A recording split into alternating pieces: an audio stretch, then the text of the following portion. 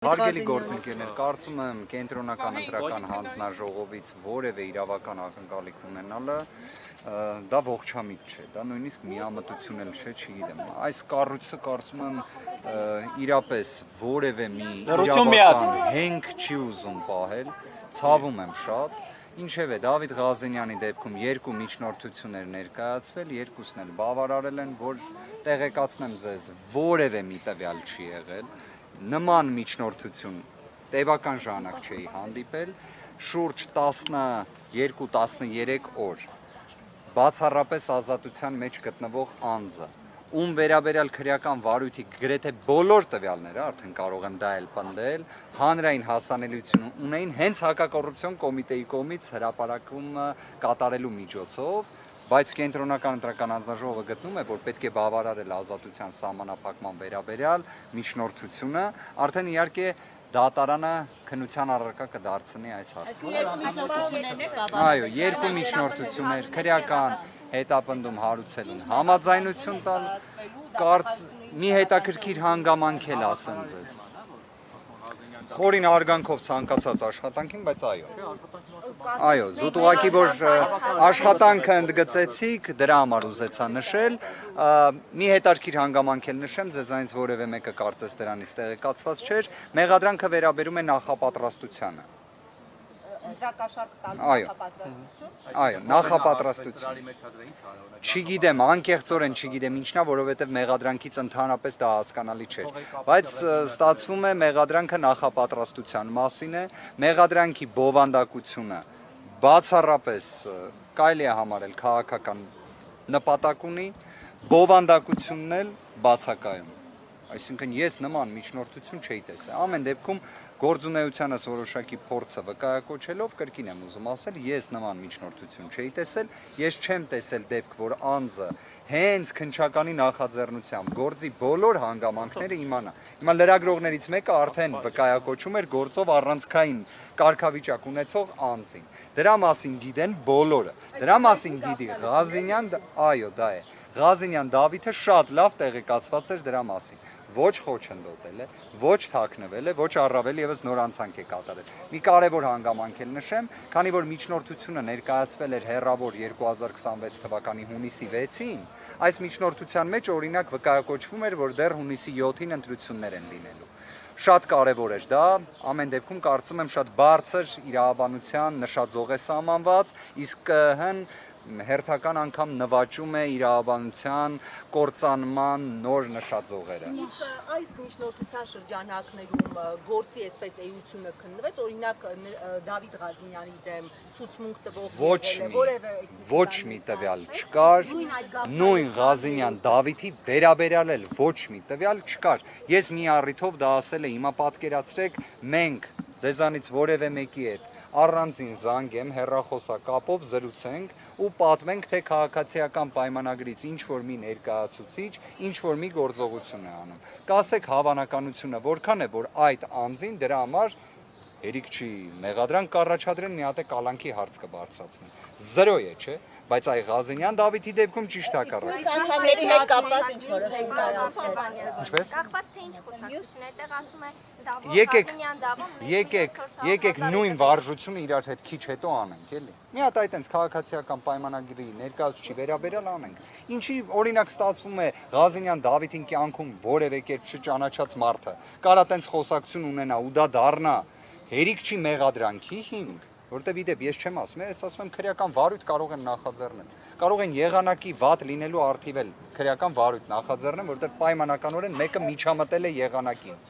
Բայց հարցը նրանում է, որ դու արդեն մեղադրանք ես առաջադրում, դրա ապացուցման շեմը պետք է լինի բարձր։ Երբ կալանքի միջնորդություն ես ներկայացնում, դրա շեմը պետք է լինի էլ ավելի բարձր։ Մենք խոսում ենք 0 հիմնավորման մասին, բայց այդ բոլոր այդ շեմերի հաղթահարման մասին։ Իդեպ, բայց կրկին ԿԸՀ-ի մասին ենք խոսում, այն նույն ԿԸՀ-ի, որը օրենսգրքով ուղիղ գրված վերաքվեարկության պարտականությունը չի կատարում։ Իդեպ ես նկատել եմ նաև, որ շատ հստակ գնահատականներ նույնիսկ կանխատեսելի աղբյուրներից են գալիս ԿԸՀ գործունեության վերաբերյալ, հետևաբար կարծում եմ այս կառույցին պետք է պարզապես անտեսել։ Մյուս տեխնացուների վերաբերյալ։ Մյուս տեխնացուի, եկեք այսպես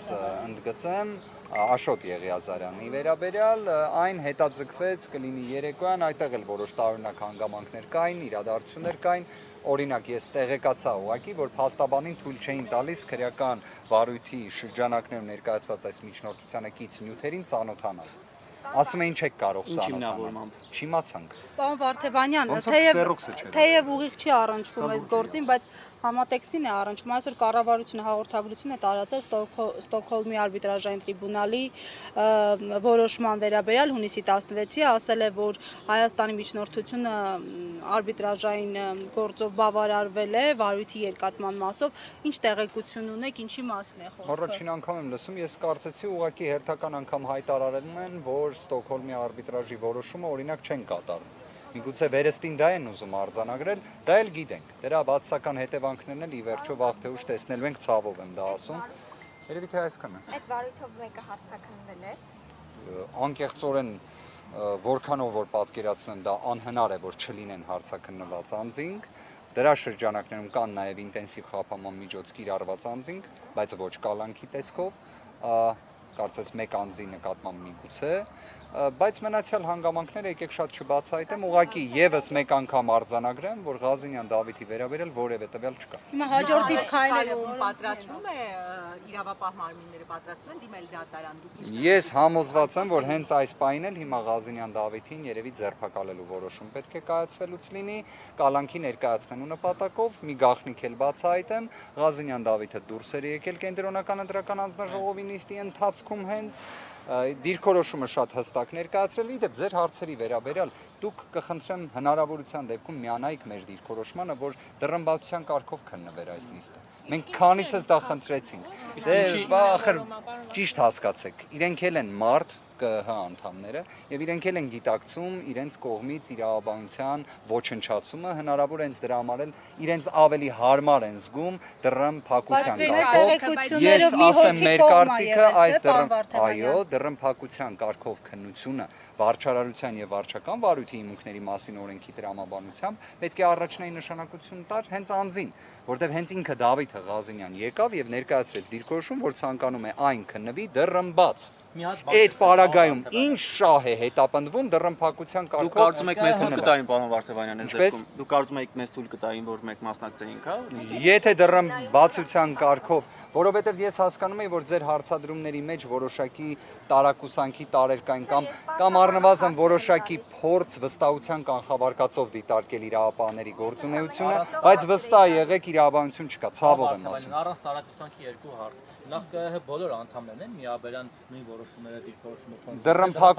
դռնփակության կարգով հարցի դեպքում մեկ անդամ դեմ քվեարկեց, մյուս հարցերում անխտիր միաձայն։ Ո՞վ է այդ համարձակ։ Նունե Հովանեսյանը, ԿՀ փոխնախագահ։ Մնացյալ հարցերում բոլորը անխտիր միաձայն։ Իսկ մի բան էլ, պարոն Վարդևանյան, այդ հավաքարը, որ աշխատում էր եւ Մակրոին Մակրոին հա չեմ ասում։ Բան, ով որ Ղազինյանի անունը տվել է։ Ինքը հիմա շարունակում է աշխատել ձեր ընկերությունում, այսինքն Տաշիշ ընկերությունում եւ իր հետ ընդհանրապես խոսել եք, զրուցել եք։ Տեղեկություն անկեղծորեն չունենք, միաժամանակ մի բան էլ կնշեմ, այդ ձեր կողմից նշածը, խոսելը եւ այլն, այդ դրանք եթե գոնե դրա նվազագույն մի երևույթ լիներ, դատախազությունը կկարողանար այսօր ասել, որ անուղակի տվյալ ունեն, որ խոչընդոտելու ռիսկի հետ ինչ որ առնչություն կա։ Դրանից որևէ մեկը չի եղել, բացառապես պատշաճ վարքագիծ է եղել ու ամենակարևորը այդ ամենն էլ եղել է հանրային։ Ու այդ պայմաններում միևնույնն է, այո, կարծում եմ հարցաքննել են եւ չնայած այդ ամենին, միևնույնն է կենտրոնական ընտրական անձնաժողովը այդ միջնորդությունը բավարարում է խափանման միջոցի հետ կապված։ Մի բան էլ էլի ուզում եմ ընդգծել։ Դուք պատկերացրեք, եթե այդ միջնորդությունը մերժվեր խափանման միջոցի մասով, նույն դատախազություն ունենալու էր հնարավորություն կիրառելու գրավ բացակայելու արգելք նման խափանման միջոցներ, բայց գերնպատակը կալանքի միջնորդությունն է։ Կամ կարծիք, որ այդ կինը համագործակցել է իրավապահ մարմինների հետ եւ հատուկ ներդրված է եղել։ Ես ցանկացած հնարավոր սցենարը չեմ բացառում, որովհետեւ այնտեղ եթե դուք ձայնագրությունները, որոնք արդեն իսկ հանրային են շուրջ 2 շաբաթ, որ դա ուշադրություն դարձնեք, կարծես այ ոնց ես հիմա հարցազրույց եմ տալիս, այդ աստիճան ճշգրտությամբ է ձայնային որակը։ Մի քիչ ըստ դրա հետևությունները դուք կարող եք պարոն անել։ Վարդևանյան։ Ես բոլոր դեպքերում վերջնական դատողություններ չեմ անում, յուրաքանչյուրի անմեղության կանխավարկածը հարգում եմ։ Այսքանը ձեզ էլ շնորհակալություն։ Շնորհակալություն։ Բովանդակությանը ծանոթ եք, որ գուցե նա այնպեսի բան է ասել դրա հիման վրա է, որ Բացարձակ։ բացարձակ ծանոթ եք, չէ բացարձակ չի ասել։ Այն ինչ ներկայացվել է այստեղ, պնդումս կատարում եմ բացարձակ Ղազինյան Դավիթի